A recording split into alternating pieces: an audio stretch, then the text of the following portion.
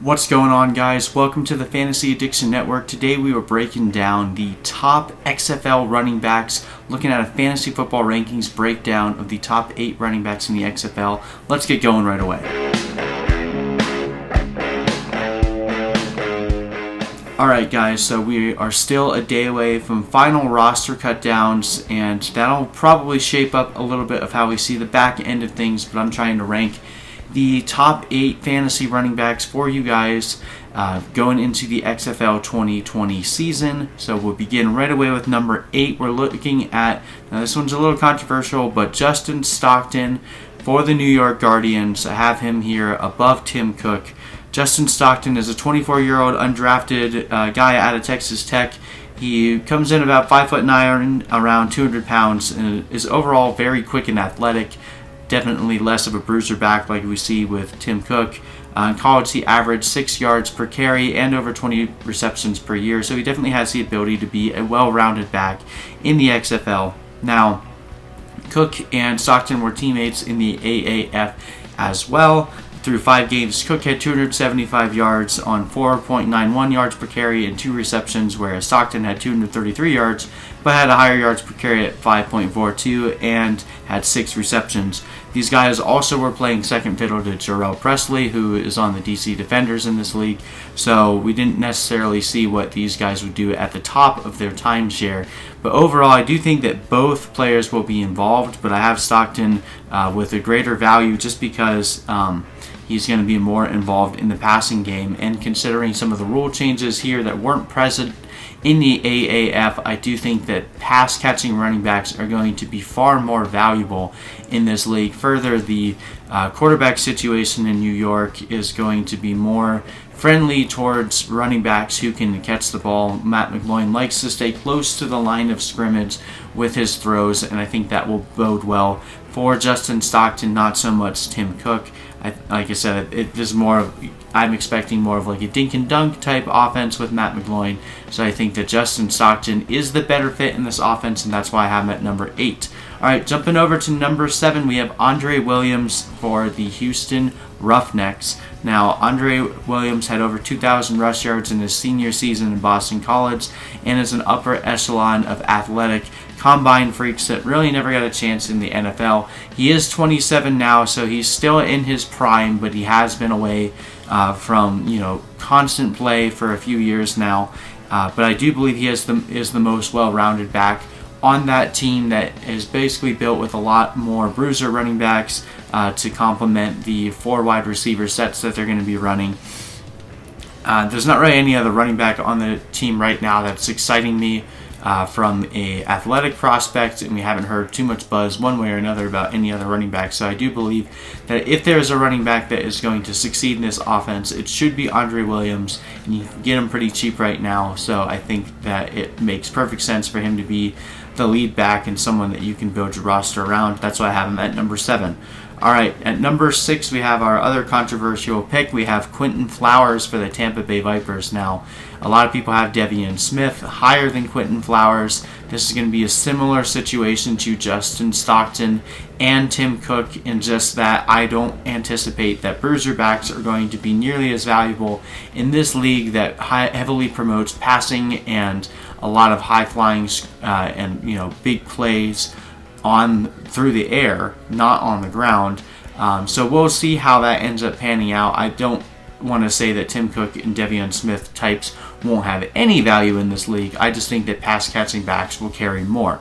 Now, Quinton Flowers, the other interesting thing about him is he was actually a quarterback in college that has already been turning heads in the XFL with his passing ability, and especially with the double forward pass rule, I could see the Tampa Bay Vipers using Quinton Flowers in a lot of passing situations in addition to both rushing and receiving. So he kind of possesses that ability to be like that Konami cheat code type player that you saw like in the NFL with someone like Lamar Jackson that's such a dual threat, but in this he's kind of a triple threat, and he's not playing on a team that's loaded with tons of talent around him. So I do believe that he has the chance to stand out and be the most important player for this offense. So when you take a one-dimensional guy like De'Veon Smith, compare him to Quinton Flowers, I just think that Quinton Flowers carries far more fantasy value than De'Veon Smith. So that's why I have him at my number 6. All right, at number 5, we have Kenneth Farrow for the Seattle Dragons. Now, this is one that might get a little bit shaken up by roster cuts, but we're just trying to project who's going to be the most used guy in Seattle that's most likely going to be a heavier running team. Now, Farrow played for the San Antonio Commanders last year in the AAF and was second for the most rushing yards. He had 372 yards, but only 3.5 per carry. He also had 12 receptions for 95 yards. He has NFL experience with both the Chargers and the Dolphins and is a good, well-rounded runner. Like I said, Seattle does have depth at the running back position, so we'll be monitoring this situation closely to see if Farrow ends up the top guy among the depth chart. But I think of all the players that they have on their team, Farrow definitely is the most well-rounded back, even if he's not necessarily the most explosive. I think he should see plenty of usage, considering both his history and skill set, and at age 27 is still in his prime, has a very high athletic score. I'm going to ride the best option in this team for now unless we get news otherwise, so that's why I have him at my number 5. Alright, number 4, I have Elijah Hood for the Los Angeles Wildcats. Now, I confess I also may be a little too high on Elijah Hood, but I'm really excited about what the Wildcats offense is going to look like, and I think that Elijah Hood definitely fits the profile of what a running back can do in this league. He's only 24 and has averaged 6.3 yards per carry in the ACC when he played with North Carolina. But he's also a very big power runner with decent speed, and it had also caught 25 catches in his senior season. So like I said, he definitely has the ability to be really well-rounded in both the run and the pass game. I think his main threat right now is that Larry Rose is also a really interesting option for this team, but I do think the offense will be powerful enough that it can support 2 good running backs. I do have Larry Rose ranked decently high as well, but I think Elijah Hood will be the main goal line guy, and because he will still be involved in the passing game, I do think that Elijah Hood carries a greater value than someone like a De'Veon Smith or a Tim Cook, because he has the ability to stay on the ball, stay on the field regardless of what type of play is being called. So that's why I like Elijah Hood. I wouldn't sleep on this guy. But now getting into some of the more exciting names in the XFL, we'll go to number 3. We have Jerrell Presley for the DC Defenders.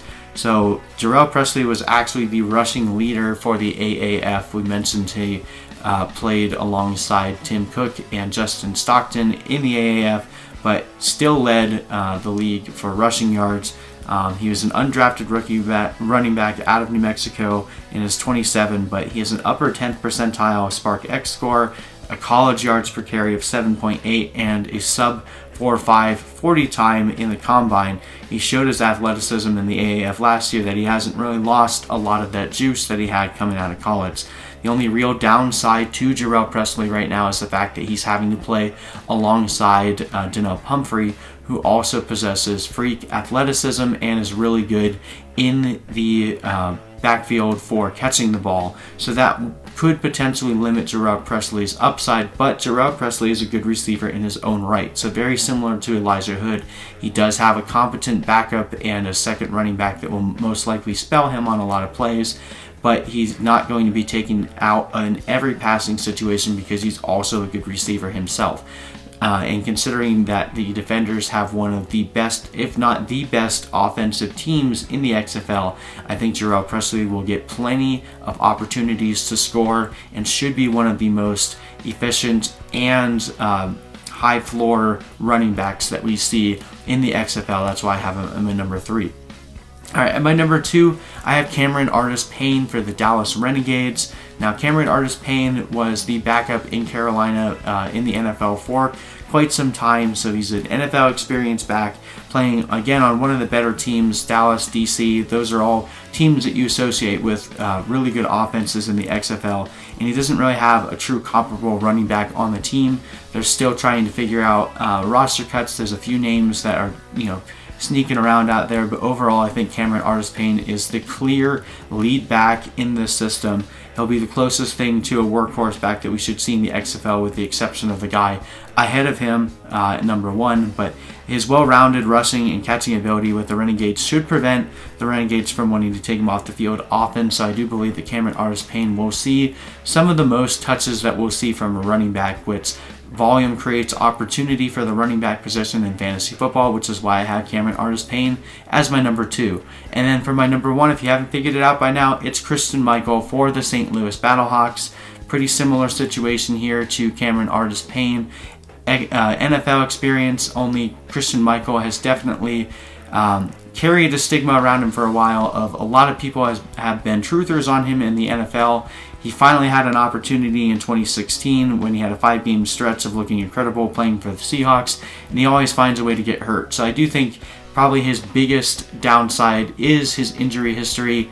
There's definitely a strong chance that he will get hurt in this league as well, and that is honestly the biggest risk with Christine Michael. But when you look at the team that he's playing for, there's not really a great deal of good running backs around him. Matt Jones is only okay, and there's not really any other big names around him, so he should get the bulk of the carries. He's a good receiver out of the backfield. He's also a power runner and can score in the end zone. So I think if Christine Michael can stay healthy for the full season, he should be by far the best running back in this league. The only reason that he's even close to the other 2 guys is because of his injury history.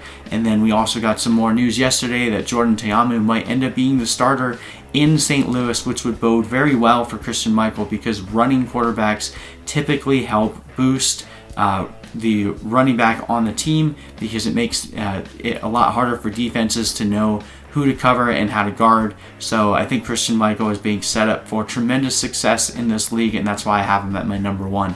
But anyway, if you guys are curious how I have everyone ranked from quarterback through tight end, you can download my rankings for absolutely free. The link is in the description below, or you can go to fantasyaddictionnetwork.com and get those. I'll be updating those pretty much daily up until the point that the season starts, so check that out. But anyway, I hope you guys enjoyed this video. Please comment below if you have any other guys that you think I missed, and we can talk about them going forward into the future. But anyway, we will see you in the next video.